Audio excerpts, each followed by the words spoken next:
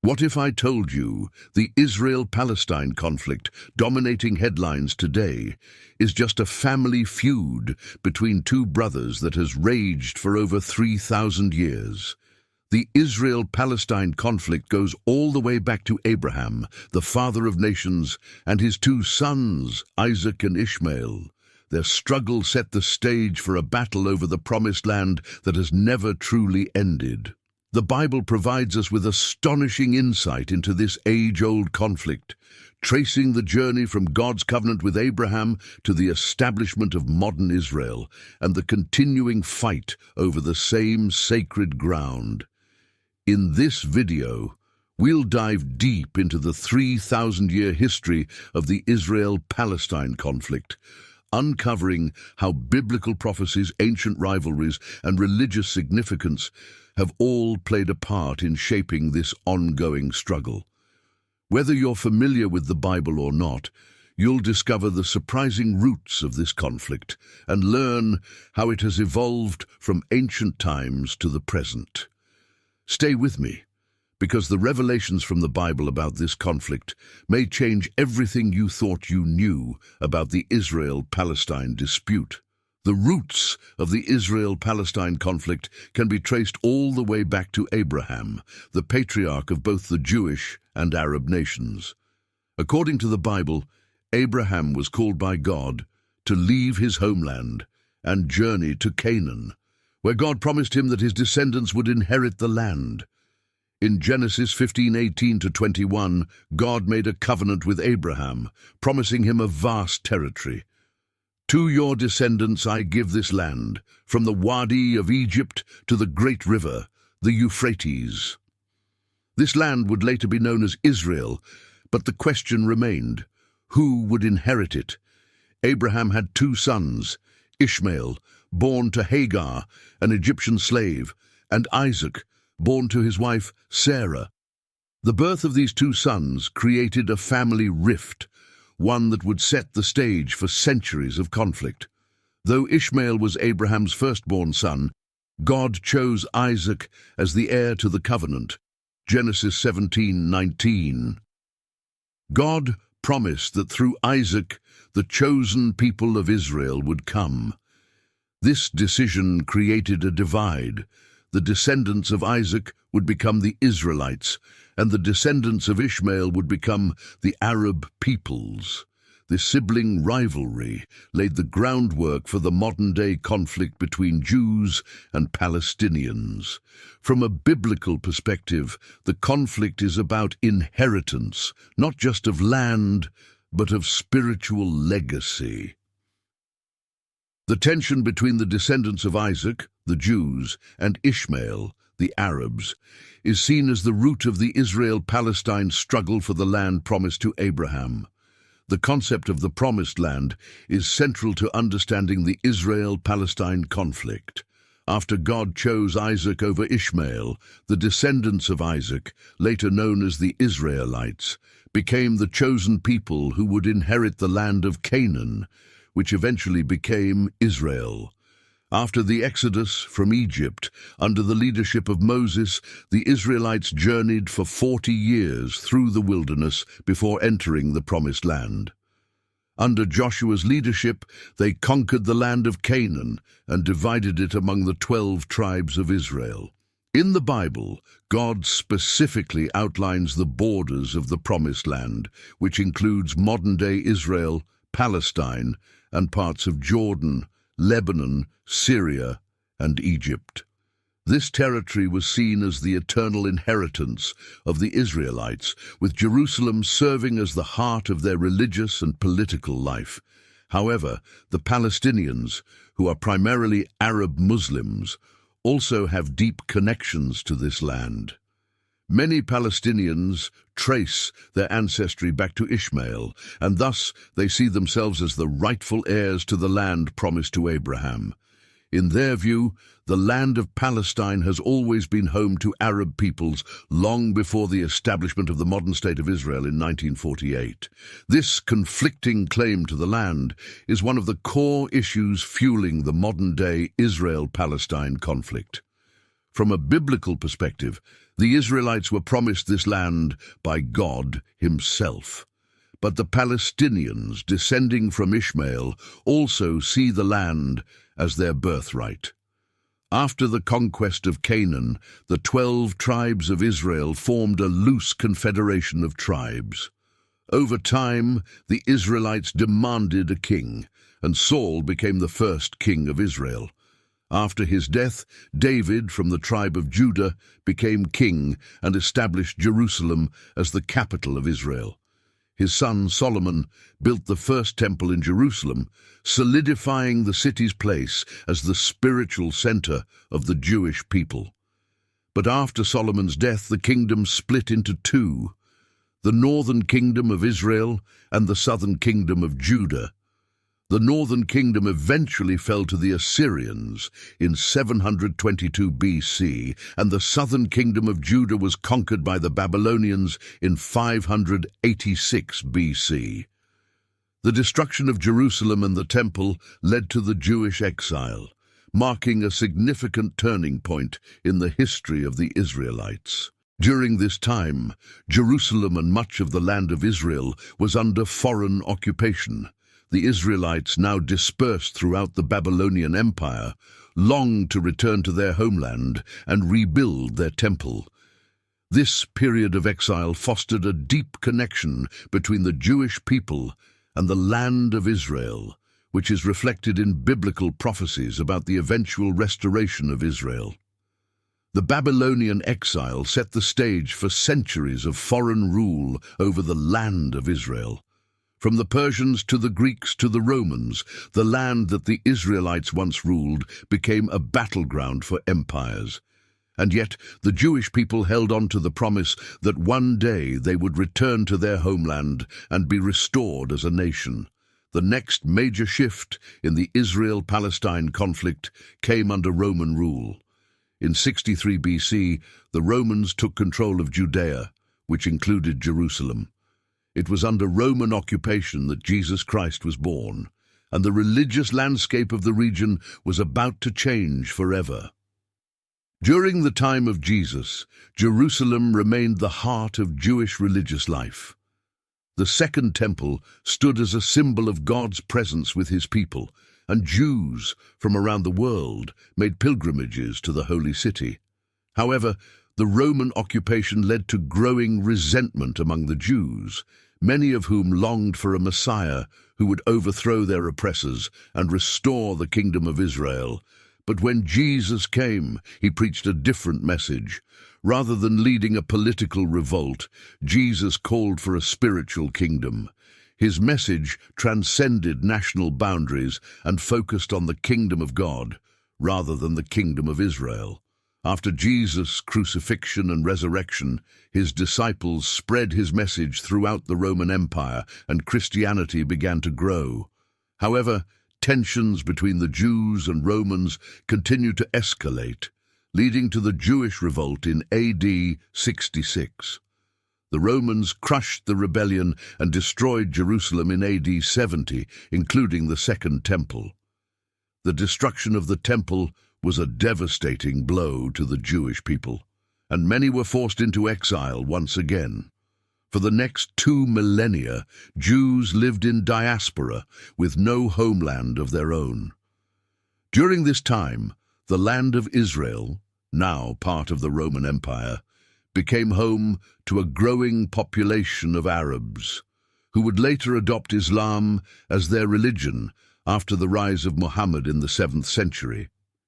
In the 7th century, a new power arose in the Middle East: Islam. After the death of the Prophet Muhammad, Arab armies swept across the region, conquering much of the Byzantine and Persian empires, including the land of Israel. The city of Jerusalem was captured by Muslim forces in AD 638, and it became an important city in the Islamic world.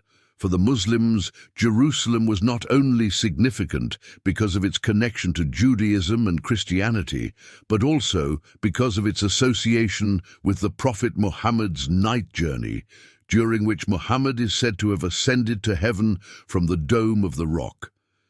This event made Jerusalem the third holiest city in Islam, after Mecca and Medina. Under Muslim rule, the land that had once been Israel was now known as Palestine. The Arab population of the region grew, and Jerusalem became an important center of Islamic scholarship and culture. However, Jews continued to live in the city and practice their faith, though they remained a minority. For centuries, the land of Palestine remained under Islamic rule, passing through the hands of various empires, including the Umayyads, Abbasids, Fatimids, and Ottomans. The Jewish population remained small, though many Jews longed to return to their ancestral homeland. The next major turning point in the Israel-Palestine conflict came in the late 19th century with the rise of Zionism, a political movement that sought to establish a Jewish homeland in Palestine. The Zionist movement was driven by several factors, including rising anti-Semitism in Europe and the longing of the Jewish people to return to the land they believed God had promised them.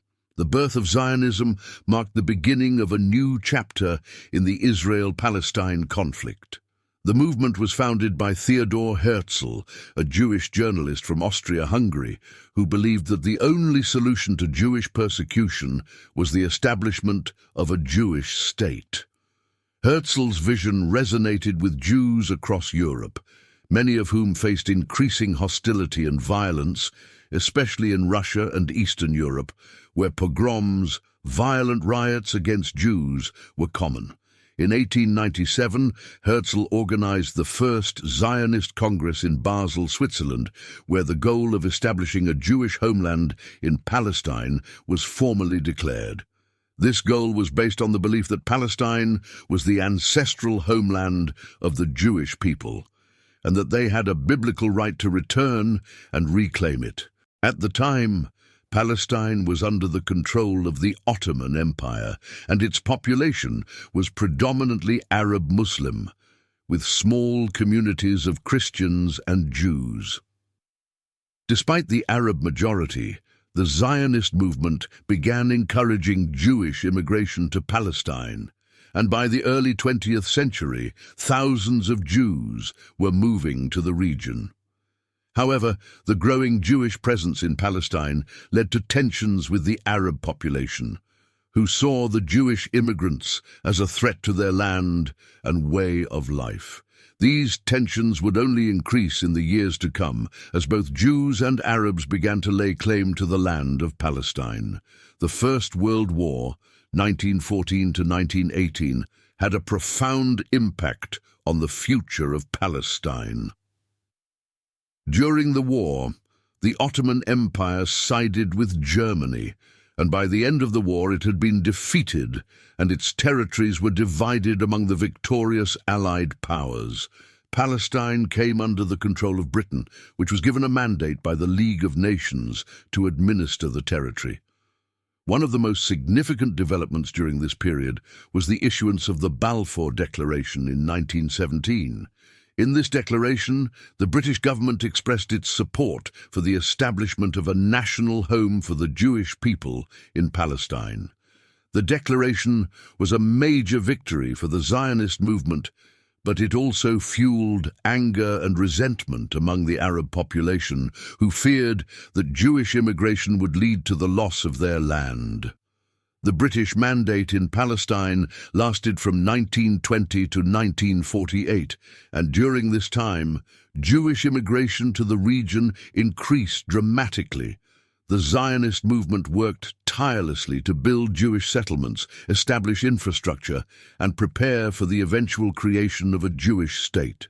However, as more Jews arrived in Palestine, tensions between Jews and Arabs escalated, leading to violent clashes and uprisings. The most significant of these uprisings was the Arab Revolt of 1936 to 1939, during which Palestinian Arabs revolted against both British rule and Jewish immigration. The revolt was eventually crushed by the British, but it highlighted the deep divisions between the Jewish and Arab populations of Palestine. The Holocaust during World War II, 1939 to 1945, had a devastating impact on the Jewish people, with 6 million Jews murdered by the Nazis in concentration camps and extermination camps across Europe. The horror of the Holocaust galvanized international support for the creation of a Jewish homeland, as it became clear that Jews needed a safe place where they could live without fear of persecution. In 1947, the United Nations voted to partition Palestine into 2 states, one Jewish and one Arab, with Jerusalem designated as an international city under UN control. The Jewish leaders accepted the partition plan, but the Arab leaders rejected it, arguing that it was unfair to the Arab population, who made up the majority of the inhabitants of Palestine at the time. Despite Arab opposition, on May 14, 1948, the Jewish community in Palestine, led by David Ben-Gurion, declared the establishment of the State of Israel. The next day, Arab armies from Egypt, Jordan, Syria, Iraq, and Lebanon invaded Israel, sparking the 1948 Arab-Israeli War. Israel emerged victorious from the war, but the conflict had far-reaching consequences. Hundreds of thousands of Palestinians fled or were expelled from their homes during the war, and they became refugees in neighboring Arab countries. The question of what to do with the Palestinian refugees has remained a central issue in the Israel-Palestine conflict ever since. Since the creation of Israel in 1948, the Palestinians have been engaged in a struggle for statehood and self-determination.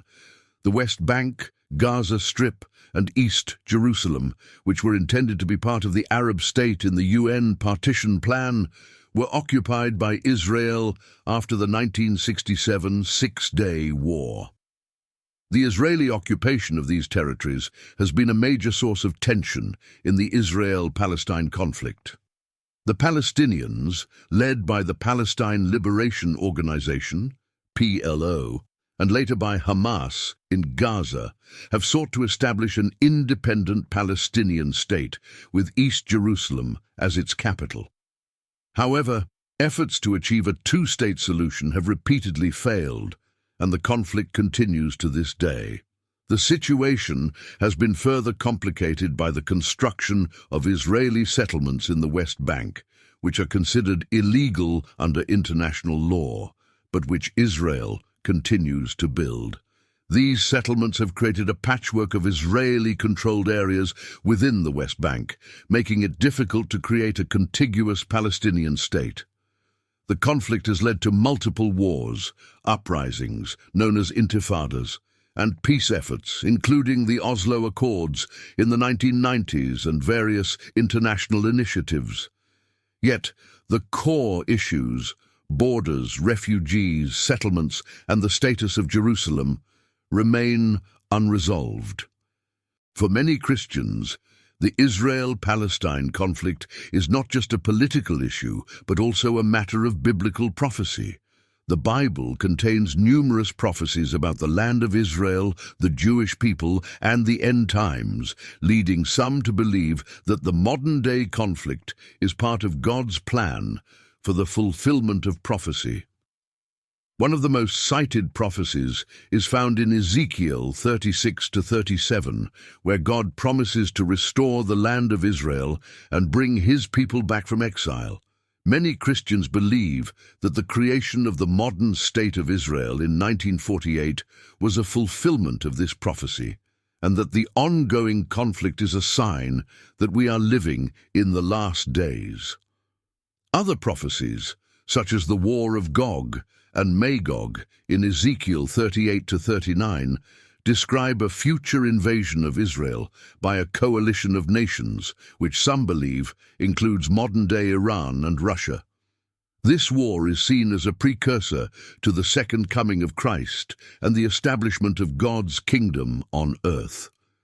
However, while many see the conflict as part of God's prophetic plan, Others caution against interpreting every event in the Middle East as a fulfillment of prophecy. The Bible calls Christians to be peacemakers, Matthew 5:9, and to seek justice for all people, including both Jews and Palestinians. While the Bible provides insight into the origins of the conflict, it also calls us to seek peace and pursue justice. The Israel-Palestine conflict is complex, and while there are no easy answers, understanding its biblical foundation can help us approach it with greater wisdom and discernment. In the end, whether through political negotiations or divine intervention, the ultimate resolution of the conflict will rest in the hands of God, whose plan for Israel, Palestine, and the world continues to unfold.